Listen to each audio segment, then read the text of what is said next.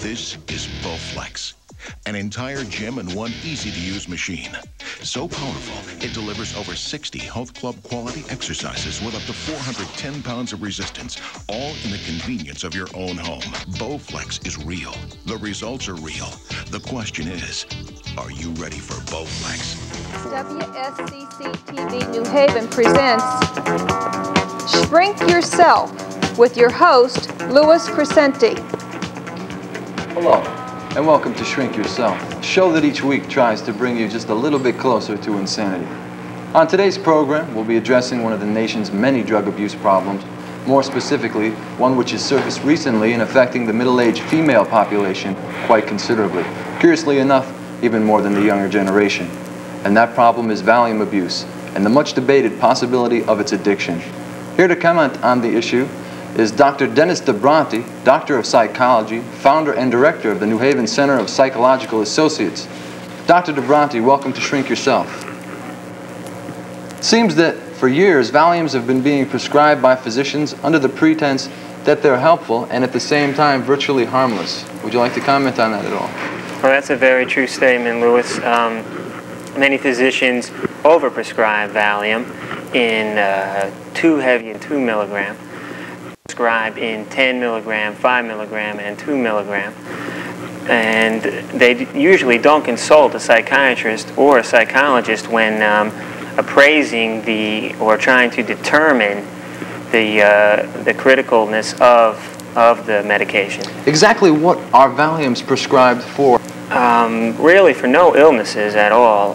Usually hypertension, anxiety, sometimes muscle relaxation, but not normally, and to induce sleep. As far as what I knew of them, it was a muscle relaxing drug. I guess more recently it's been discovered as a good aid to depression and anxiety. Is that true? Anxiety, but not depression. Do you find that any one particular group of people have been being treated more or less for this possible thing? Females.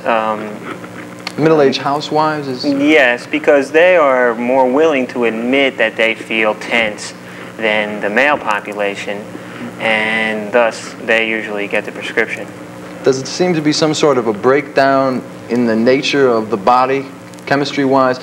Tension and anxiety are things that you're supposed to develop the ability to fight off, the ability to overcome, naturally speaking, and it seems more and more people are going to drugs as far as the children in school with the marijuana, up to the present thing with the Valiums and the parents. It just seems like a big kick everyone's getting wound up in. Does it seem right to you? I think it's primarily due to stress and lack of coping mechanisms that aren't inbred in families anymore. Any slang terminology folks at home might want to listen for in reference to these drugs for their children, perhaps? Usually not with Valium. I've heard them called V's at times, but not usually with Valium as you would reefer or something with marijuana. Interesting, interesting. I hope this program has brought you a little bit closer to a better understanding of the drug Valium and its dangers, so you may help keep yourself and your loved ones free from any undue psychological disturbance. In a sense, shrink yourself. I thank you, Dr. Dobronte, for your valuable input on today's program. And until next time, happy shrinking. Shrink Yourself is brought to you by WSCC Television, New Haven, Connecticut.